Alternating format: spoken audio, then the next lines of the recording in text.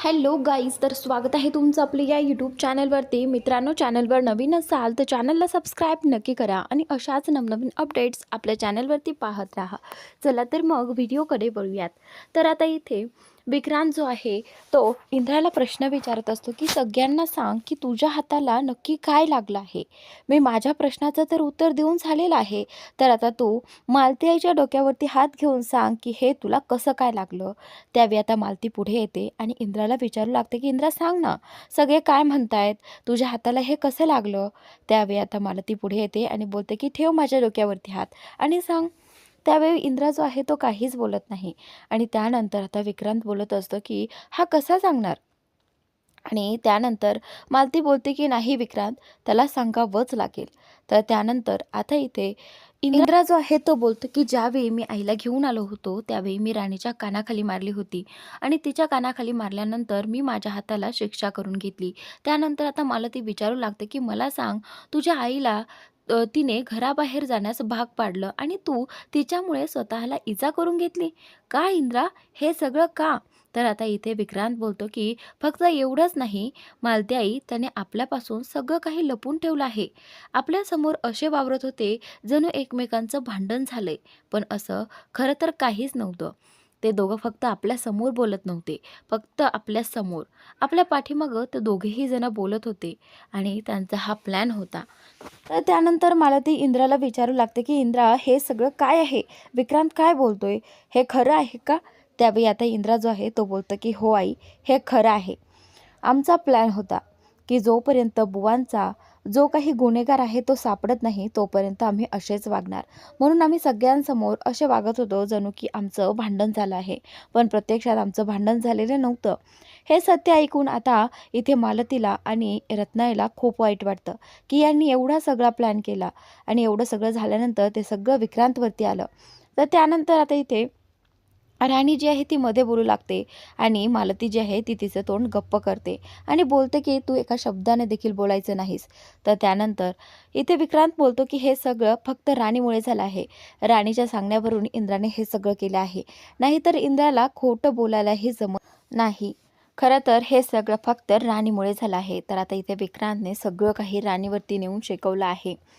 तर त्यानंतर आता रत्नाई देखील आता राणीवरती भडकलेल्या आहेत, कारण रत्नाईला या सगळ्याच्या बोलण्यातून असं वाटतं की खरंच विक्रांतची यात काहीच चूक नाही आहे. जी चूक आहे ती फक्त राणी आणि इंद्राचीच आहे, कारण काही पुरावे नसताना त्यांनी विक्रांतवरती असा आळ घेतला असं तिला वाटू लागतं. विक्रांत बोलतो की आबा, या सगळ्यावरून तर असंच वाटतं की तुम्हा कोणालाच असं वाटत नाही आहे की आम्ही या घरात राहावं. इव्हन इंद्रालाही नाहीच वाटत आणि राणीलाही नाहीच. त्यामुळे आता माझा निर्णय झाला आहे.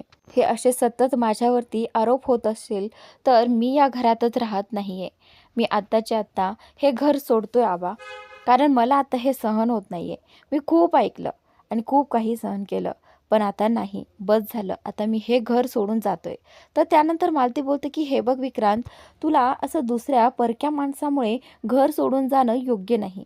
हे बघ, तू असं घर सोडून जाऊ शकत नाही. हे आपलं घर आहे विक्रांत, आपलं घर असं तुटू द्यायचं नाही. तर आता विक्रांत बोलतो की नाही, हे माझं घर राहिलं नाही आहे. माझीच माणसं जर माझ्यावरती आरोप करत असतील तर ते घर माझं कसलं. तर आता विक्रांत बोलतो की चल उर्मिला. तर आता उर्मिला देखील अशी ॲक्टिंग करते की जणू ती खूप भावूक झाली आहे आणि तिच्या नवऱ्याचा स्वाभिमान म्हणून आता ती बोलू लागते. तर ती बोलते की आबा, हे पहा, मी आत्तापर्यंत सगळं काही सहन केलं, पण माझ्या नवऱ्याचा स्वाभिमान आज दुखावला गेलाय. त्यामुळे मीही आता विक्रांतबरोबर हे घर सोडून जात. विक्रांत आणि उर्मिलाचं बोलणं ऐकून मला तिला खूप वाईट वाटतं, कारण तिला असं वाटायचं की उर्मिला तिची खूप काळजी घेते, पण खरं तर तसं काहीच नसतं. तर आता इथे रत्नाई देखील उर्मिलाला म्हणत असते की हे बघ, आपलं भरलं घर सोडून असं जाऊ नका. हे बघ विक्रांत, माझं चुकलं, मी गैरसमज करून तुझ्यावरती हात उचलला, मला माफ कर बाळा, पण असं घर सोडून जाऊ नको. तर आता इथे विक्रांत बोलत असतो की नाही आई, आता मी इथे एक क्षणही थांबू शकत नाही. जिथे माझा नेहमी अपमान होतो ते घर माझं कसलं. त्यामुळे आता मी आणि उर्मिला दोघेही जण हे घर सोडून जात आहेत. आईने त्याच्यासमोर हात जोडले तरीसुद्धा इथे विक्रांत तिचं ऐकायला तयार नाही. त्यानंतर आता विक्रांत जाता जाता अजितला सांगतो की अजित, आता तुलाच आईची काळजी घ्यायची आहे. तर त्यावेळी अजित म्हणत असतो की नाही नाही दादा, तू कुठेही जाणार नाही आहेस. तर त्यानंतर आता इथे उर्मिला बोलते की थांब विक्रांत, मला जाता जाता या मुलीशी बोलायचं आहे. असं म्हणत आता उर्मिला जी आहे ती राणीकडे येते. आणि त्याच वेळी अजित जो आहे तो इंद्राला म्हणत असतो की दादा, हे बघ तू बोल ना विक्रांत दादाशी, तो थांबेल, तो तुझं ऐकतो, तू एकदा त्याला थांब म्हण ना. पण आता इथे इंद्रा काहीच बोलत नसतो. आणि इकडे मालती विक्रांतला बोलत असते की नाही विक्रांत, तू जाऊ नकोस, हे बघ असं वागू नकोस. तर त्यानंतर आता राणीला या सगळ्याचं खूप वाईट वाटत असतं. पण आता राणीच्याही हातात काहीच नसतं. तेव्हा आता विक्रांत बोलतो की उर्मिला चल, आपल्याला फक्त या घरातून एकच गोष्ट न्यायची आहे. आपल्याला पैसा, पाणी, हे मालमत्ता वगैरे काही नको आहे. आपल्याला फक्त आबासाहेबांचा आशीर्वाद हवा आहे. असं म्हणत आता विक्रांत आणि उर्मिला दोघेही जण आबाच्या पाया पडतात. आणि त्यावेळी आता उर्मिला बोलते की विक्रांत, एकच मिनिट, मला फक्त या मुलीशी बोलायचं आहे. तर आता उर्मिला राणीकडे येते आणि राणीकडे येऊन तिला म्हणते की तुला आता समाधान मिळत असेल ना, तुला खूप भारी वाटत असेल ना, हे घर आमचं तुटलंय आता आणि हे पाहून तुला खूप मज्जा येत असेल ना. आता तू सेलिब्रेट कर, कारण आम्ही हे घर सोडून चाललोय ना. आता ही प्रॉपर्टी, पैसा, पाणी सगळं काही तुलाच होणार. आता तू यावरती राज्य कर, राणीसारखं राज्य कर. यावर राज्य तर करच, पण फक्त माझ्यावरती एक उपकार कर. आम्ही हे घर सोडून जातच आहेत, फक्त एक माझा ऐक. आता इथून पुढे तरी माझ्या घरातल्या माणसांना तोडू नको. आबा, मालत्याई यांना तरी एकमेकांपासून तोडू नकोस. आम्हाला तर तोडलंच आहेस, पण त्यांना तोडलं तर ते सहन करू शकणार नाहीस. असं म्हणत आता उर्मिला तिथून निघालेली असते. तेवढ्यात राणी तिचा हात पकडते आणि बोलते की हे पहा उर्मिला ताई, मला काहीही नकोय, मला पैसा, पाणी, मला काहीही नकोय. मला फक्त तुम्ही या घरात हवे आहेत. मला कधीच असं वाटलं नाही की तुम्ही हे घर सोडून जावं. माझं ऐका प्लीज, मी माफी मागते, माझं चुकलंय. तुम्ही हे घर सोडून जाऊ नका. राणी तिच्यासमोर हात जोडत असते, पण उर्मिला आणि विक्रांत कोणाचंही ऐकत नाही. आबा, मालती, रत्नाई सगळे त्यांच्या मागे चाललेले असतात आणि सगळेजण त्यांना थांबवत असतात. पण विक्रांत बोलतो की नाही आबा, आता यावेळी मी कुणाचंही ऐकणार नाही. विक्रांत आणि उर्मिला दोघेही जण पुढे निघालेले असतात. तेवढ्यात इंद्रात बोलतो की थांब विक्रांत, तू नेहमी माझं ऐकतोस, माझ्या शब्दाच्या बाहेर नाही, आणि यावेळीही तुला ऐकावंच लागेल. तू हे घर सोडून जाऊ नकोस. तर त्यावेळी विक्रांत बोलतो की नाही इंद्रा, मी दरवेळी तुझं ऐकतो, पण यावेळी नाही. आता मी कोणाचंही ऐकणार नाही. तर तेवढ्यातच लगेचच विक्रांत आणि उर्मिला दोघेही जण पुढे चालायला लागतात. त्यानंतर मालती आणि रत्नाई देखील त्यांच्या डोळ्यातून अश्रू येत असतात. कारण असं सगळं होत असताना पाहून त्यांना वाईट तर वाटतच असतं. आबाच्या डोळ्यात देखील पाणी आलेलं असतं, कारण विक्रांतने असे काही शब्द बोललेत ज्याने आबा जे आहे ते इमोशनल झालेले आहेत. आबांना वाटत असतं की मीच कुठेतरी कमी पडलो, कारण विक्रांत नेहमी बापाविषयी बोलत होता. तर त्यानंतर आता इकडे राणीही हे सगळं पाहत असताना रडत असते. तिला वाईट वाटत असतं. तिला वाटतं की आपल्या बोलण्यामुळे हे सगळं काय होऊन बसलं, घर तुटलं तिच्यामुळे, फक्त तिच्यामुळे. राणीला असंच वाटत असतं. तर आता विक्रांत आणि उर्मिला दोघेही जण गेटच्या बाहेर पाय टाकतात. आणि त्यानंतर आबा जे आहे ते बोलतात की इंद्रा, अजित थांबवा, अरे त्यांना कोणीतरी थांबवा. तर त्यावेळी अजित बोलतो की जा, तू जा आणि थांबव त्याला, तुझं ऐकेल तो.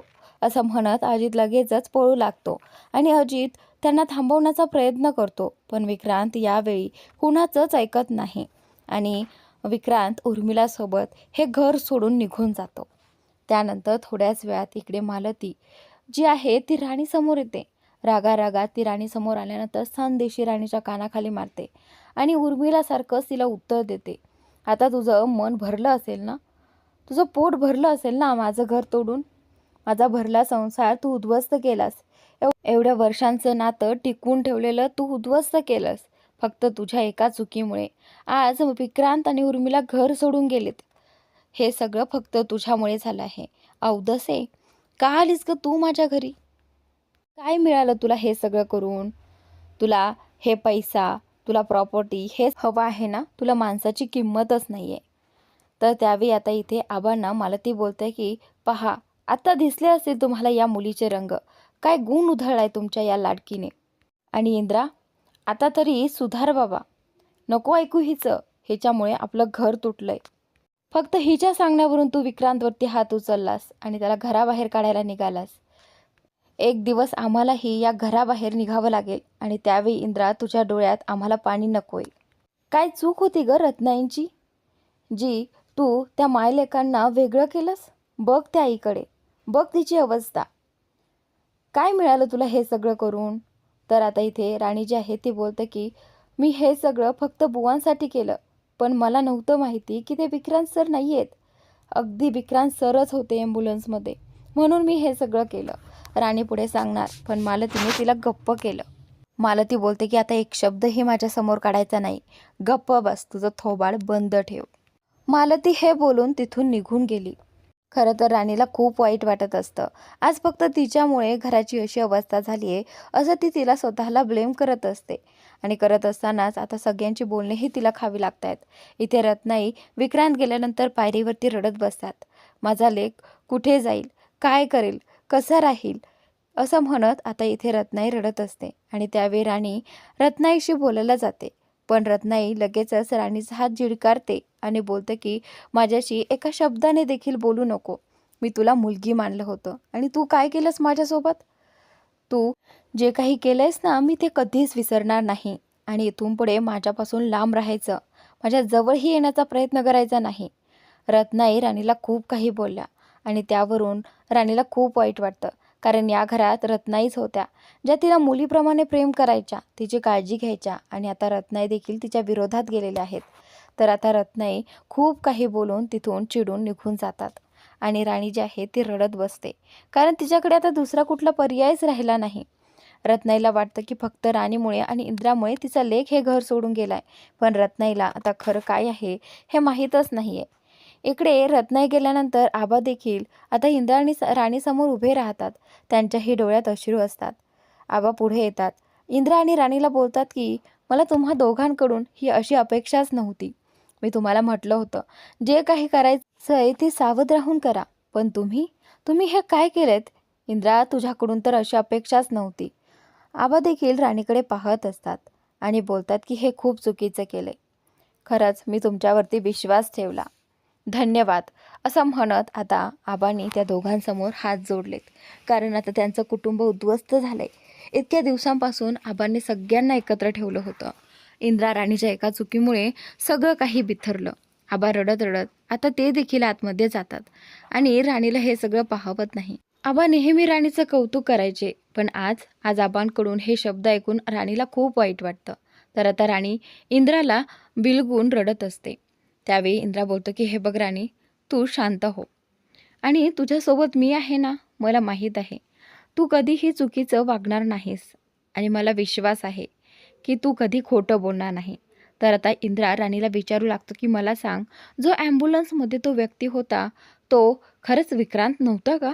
तर त्यावेळी राणी जी आहे ती बोलते की सर, मी पाहिलं आहे त्या ॲम्ब्युलन्समध्ये फक्त विक्रांत सरच होते, आणि मी पाहिलं आहे स्वतः माझ्या डोळ्यांनी, ते विक्रांत सरच होते. पण हे असं कसं, विक्रांत सरांनी इतके पुरावे सादर केले की मला काही बोलताच नाही आलं. आपल्याकडे ठोस पुरावा होता, पण ते घड्याळ तर विक्रांत सरांकडे आहे. मग आपण कसं म्हणणार की ते विक्रांत सरच आहेत. मला कळत नाही, आता मी कसं सिद्ध करणार आणि माझ्यावरती कोण विश्वास ठेवणार. तर आता इंद्रा बोलतो की राणी हे बघ, तू काळजी करू नको, माझा तुझ्यावरती विश्वास आहे की तू कधीच खोटं बोलणार नाही. तर आता इंद्रा जो आहे तो राणीला बोलतो की शांत हो आणि आज चल, आपण आज जाऊन बोलूयात. तर त्यावेळी राणी बोलते की नाही सर, आता माझी हिंमतच होत नाही घरामध्ये पाऊल ठेवण्याची. उर्मिला आणि विक्रांत हे दोघेही जण गेल्यानंतर राणीला असं वाटत असतं की हे सगळं फक्त माझ्यामुळे झालं आहे, आणि ते बाहेर असताना मी आतमध्ये कशी जाऊ. सर, मी थोड्या वेळासाठी का होईना बुवांकडे जाऊन येते. तर त्यावेळी इंद्रा बोलतो की नाही राणी, तू आत्ता तरी नको जाऊस बुवांकडे. तर आता राणी बोलते की नाही, मी हे सगळं झाल्यानंतर घरच्यांसमोर तोंड वर करून नाही फिरू शकत. मला आता सध्याला स्वतःला चुकीचं वाटतंय, माझ्यामुळे झालंय असं वाटतंय. राणी बोलते की सर प्लीज, तुम्ही मला थांबू नका, मला जाऊ द्यात आणि सगळ्यांची काळजी घ्या, सगळ्यांना आधार द्या, मी जाते. तर आता इंद्रा बोलतो की राणी, मी तुला सोडायला येतो. तर आता त्यावेळी राणी बोलते की नाही सर, आपण दोघे बाहेर गेलेलं ते बरं दिसणार नाही, मी जाते, मी एकटी जाते. तर पुढील भागात इकडे मालती इंद्राला म्हणत असते की त्या मुलीला आत्ताच्या आत्ता तू डिवोर्स देऊन टाक. तर आता इंद्रा बोलतो की काय डिवोर्स. तर आता हे सगळं इथे आबा ऐकत असतात.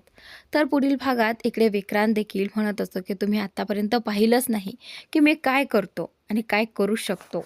मालतीच्या प्लॅननुसार इंद्रा बोलतो की राणी तू आता या घरात राहू शकत नाही. ते सगळ्यांच्या नजरेस, पण तू कुठेही जाणार नाही. तू इथेच राहणार. नक्की इंद्रा असं काय करणार की राणी सगळ्यांच्या नजरेस येणार नाही पण ती त्याच घरात राहणार? तर पुढील भाग नक्की पहा आणि चॅनलला सबस्क्राईब नक्की करा.